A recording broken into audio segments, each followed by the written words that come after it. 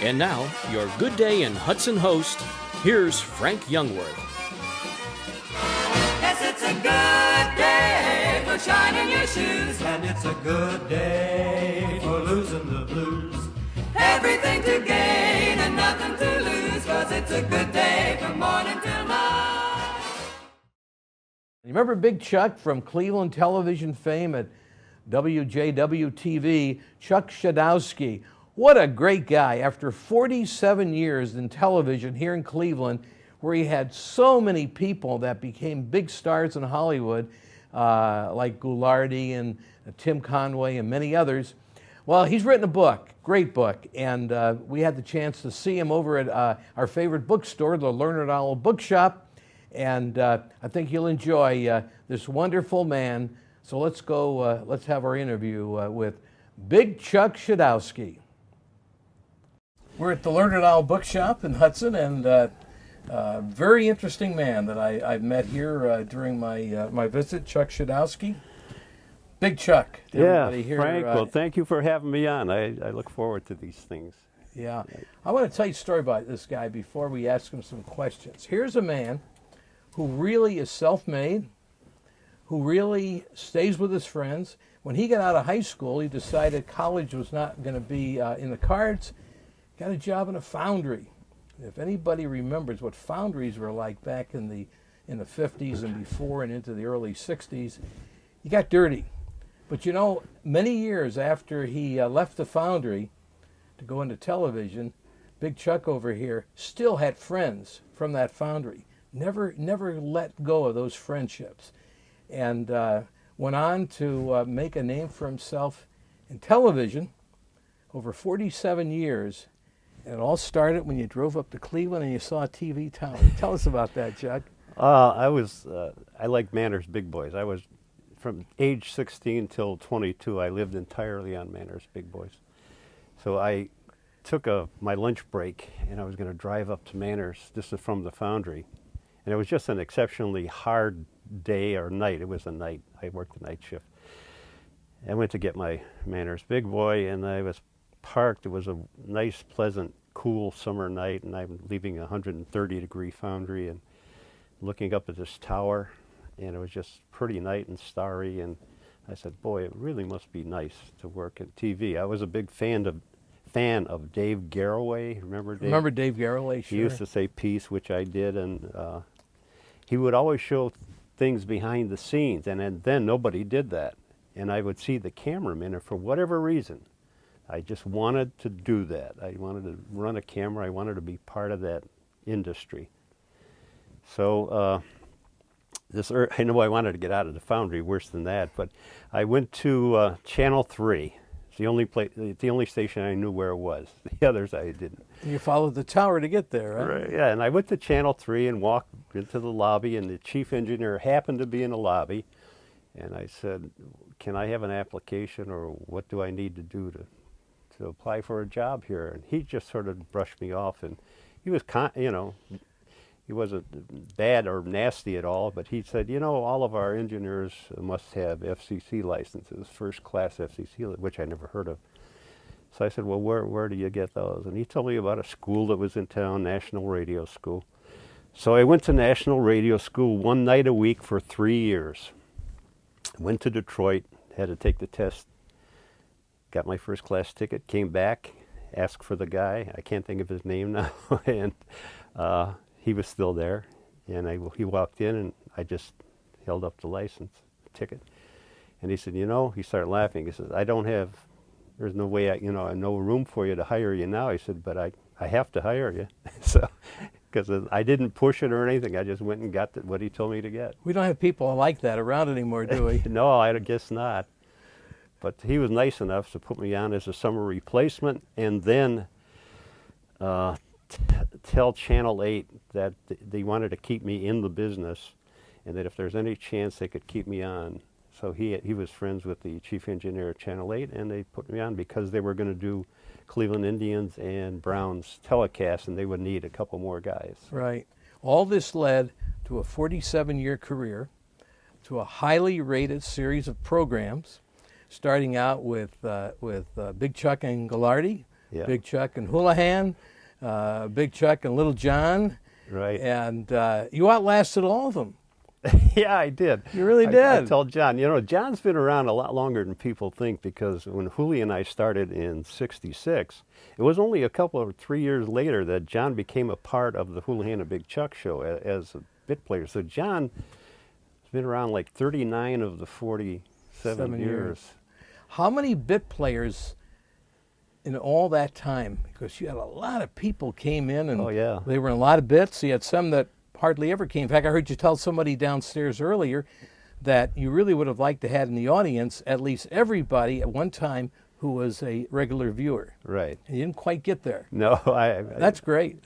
and people of all ages will tell me when they see me or meet me, they'll tell me when they came down. And some of them are as long as 40 years ago, so. That's got to make you feel good. It does. We have 3 generations. And I used to particularly, we sit like right next to the audience. The audience would be here, and you and I would be Little John. You'd be Little John, and I'd be sitting here. The audience would be right there, so I could hear them talking. And several times a man would whisper to his son, he'd say, Daddy used to come down here when he was a little boy like you. That's great. And then 2 different occasions, we had a grandfather, a son, and a grandson. So we spanned 3 generations. Let's talk a little bit about some of these characters. Ernie Anderson, Goulardi. Talk a little bit about Ernie. He was quite a talent. Oh, he was a very talented man at voice, but he was one of a kind. I used to call him the original hippie. He was doing stuff long before the hippie movement.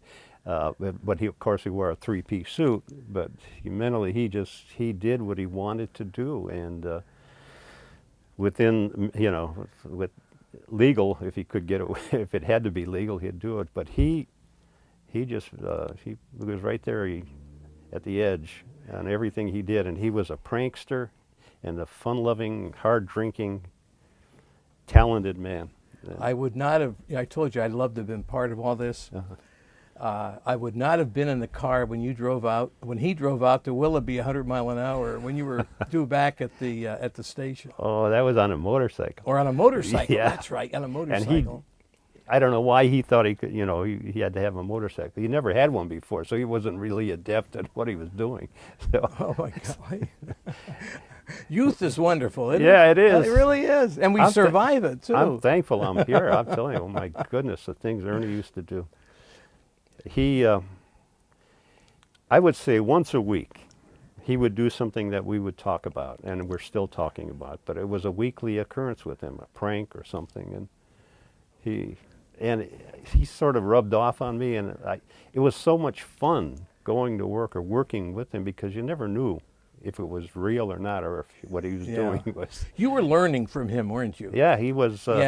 He was rubbing off. Yeah, but he actually gave me confidence. Yeah. I didn't have that. Yeah, I didn't want to be on television, and he made it easy. Now that I look back, I understand what he was doing. At the time, I didn't.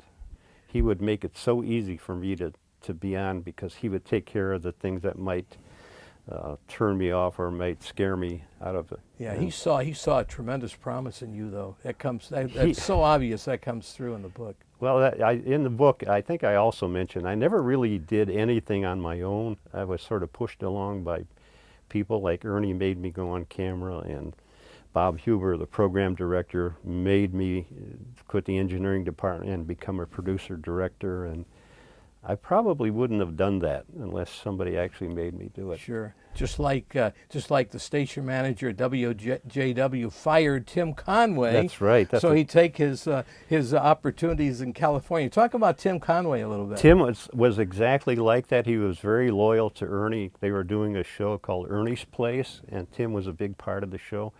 And he was appearing on Steve Allen's Man in the Street, but he'd always come back to Cleveland until they called him. He'd go there and come right back, and they wanted him to do things in L.A., and he just wouldn't do it. And the station manager, I have 2 different guys in mind. I don't want to mix them up. He said, if you don't take this job, if you don't go out there and do it, you're very talented, this is a great opportunity. If you don't do it, I'm going to fire you. And he thought he was joking. So he came back after he did something, and he said, that's it, you're fired. And he was Serious. You did him a big favor, didn't he? Yeah, I did. McHale's Navy was the gain. Yeah. We're talking to Big Chuck from so many years of being on WJW TV, and he's written a great book. It's called Big Chuck, and you can still pick it up down at the Leonard Owl Bookshop. Great book, interesting man. Let's talk a little bit about your buddy Houlihan. Hooley was, he came from Nebraska. He was a F-80 fighter jet pilot, and totally different personality than me. I'm sort of laid back and quiet, and he liked to be out and about and do things and meet people, and he was, here again, very funny and a prankster. That's a theme. And when I worked in the foundry, I was a prankster. So and John is. So we had 4 pranksters. I don't know if that has anything to do with this or not, but it just, anyway, Bob was very, very talented and a very good voice, almost like Ernie Anderson's voice, and he was a great voiceover announcer and commercials and stuff like that. But he was incredibly funny. He could do any accent, and he would mug, and he would just naturally do things. I learned more from working with him, and I have a limited comedic acting thing, but I learned more from him just by watching him and mimicking the way he did things. Yeah, I think both those guys, they kind of were very strong in the areas you were less confident in. In your particular case, you had a tremendous feel for writing comedy. You could see what that was going to be, I think. I really you became a good editor. Yeah. You became an excellent editor from a lot of just studying with, I forgot the name of the guy in the book, but Bob Sawinski. Bob Sawinski, you learned an awful lot from him. He was excellent. Yeah, I did. I learned everything from him. And then as I became a writer-producer, I on my own started producing and shooting things in order to make it easier to edit. Because I was editing, and I know sometimes if you shoot it out of order or something, it's so much harder. So, and it's not that hard to do to make it easier. As long as you know ahead of time, you're the guy going to do it. You find ways to make it work. Sure. I know my program, Good Day in Hudson, I produce it and host it. And as a producer, I make sure that's an easy job for me to do it as the host. And I did it because I had 2 full-time jobs for my entire 47 years, and I just didn't have the time to. Right. I was going to tell the folks out there who grew up on Big Chuck, be it father, grandfather, son, this guy, all these years that he's putting on this tremendous television that attracted the likes of a Tim Conway and Ernie Anderson that wanted to be involved with him in this. I mean, this was big-time stuff. He had a regular job at the station, 40 hours a week, working shifts, first as an engineer, then going into being a switcher, then a director, produced a lot of specials for WJW and for Story Broadcasting, who owned the station for such a long time. The rest of it, that was kind of in your spare time. It was. It really was. Yeah, I probably worked about 65 hours a week, usually 6 days a week. And here again, you mentioned earlier, I really did miss out on a lot of family stuff, which I felt bad about it. But my wife just stepped right in, and it's one of those little things behind the scenes that never gets any credit. But she raised a beautiful family, and I was around enough to be a father image, but yeah, I didn't do the little things I would have liked to do. But then I talked to other people other men who've been successful, and I regretted missing things, but they all seemed to do that. But they said they would tell me, you're going to make it up with your grandchildren. And they were correct.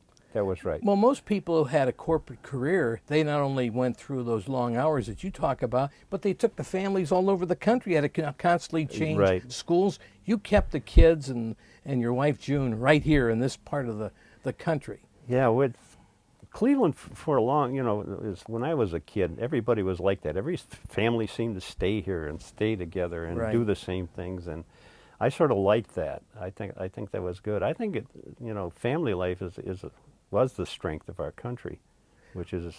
Well, you brought all your 5 kids, as I recall, brought all your kids into the act upon occasion. Oh, yeah, be it on the all-star teams, be it on a skit and that. So you did involve them. You know, I did that just because I wanted to be with them. Sure. And I didn't, you know, it would be nice. I would look forward to the day when my sons would become big enough to play basketball or football with us. And Sure. that happened in baseball. And my sons, you know, in high school, they were our athletes. And my daughters became cheerleaders. And they were all in skits. And I actually have just about every one of my 14 grandkids in a skit. So I used the whole family, only because I just wanted to be with them more. Don't beat yourself up. You were a good father. Oh, You're- thanks. If nothing else, you married the right woman who was the I right mother did. as well. Yeah. That's How it. about Little John? Tell us about Little John. John is a fun-loving guy.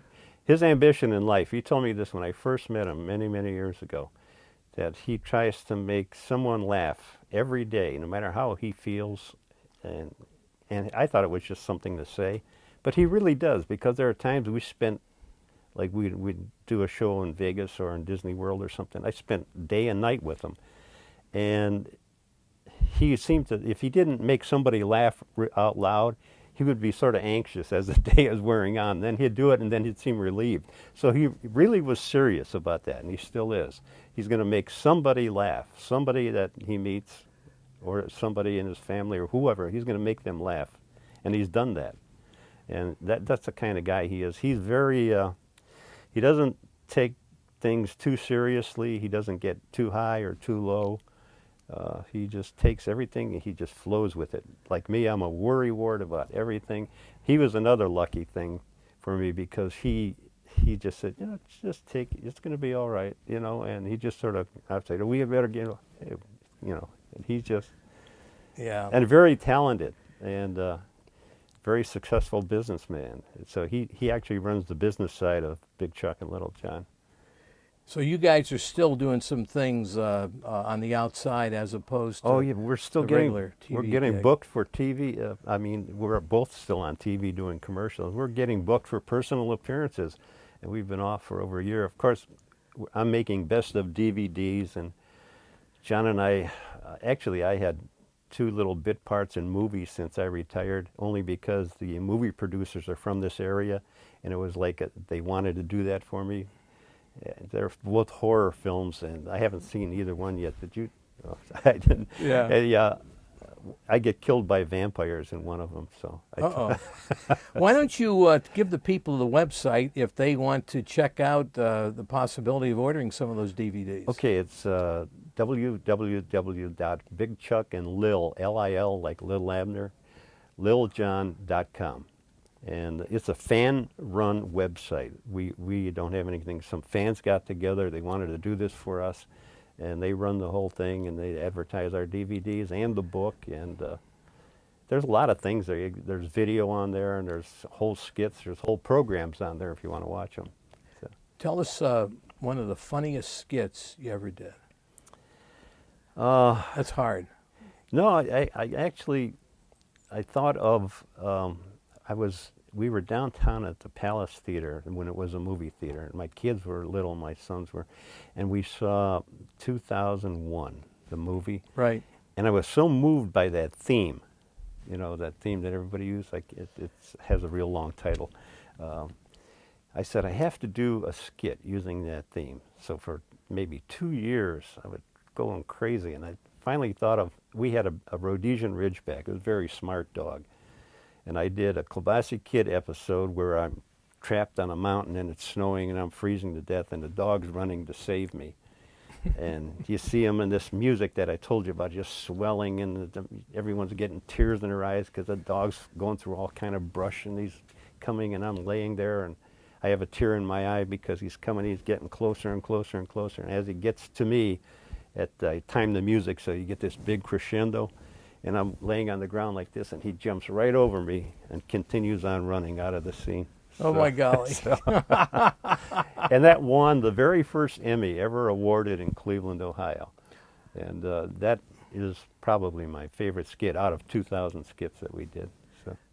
Big Chuck, you're great. I really, Thank you. I'll tell you, I read this book, and I was, we're traveling for some friends, and I told my wife, I said, I got to get a hold of Gray Publishing. He's going to be in Hudson I got to talk. I got to meet this guy. I got to talk to him. And I'd say you're my hero because you're 3 months older than I am. So I guess you can be my hero. Yeah, I but you could. did all the things that if I would have stayed, I was in radio and television in the 50s, and then I went into the packaging business for like 37 years, and then came back to TV as a volunteer when I retired. Having more fun because I'm not getting paid. Just like you had so much fun when you weren't getting paid for all the extra work you did, which obviously I'm being facetious, but that was above and beyond your regular job, oh, right? yes, it was. But- We didn't make that much. You're not far No, off. no. Yeah. But the point is I think back, if we would have met and would have had a couple of beers together, I would have loved to have been involved with some of that And you stuff probably did. would have if we would have. So. I really would have enjoyed it. So, And so would I. Chuck, you thanks. do a great interview. Thank you, Chuck. I enjoyed being with you as well, and hope we get together again real soon. Great book. Hope you folks out there go over to the Lerner Doll bookshop, get a chance to purchase it. It'll be a wonderful gift.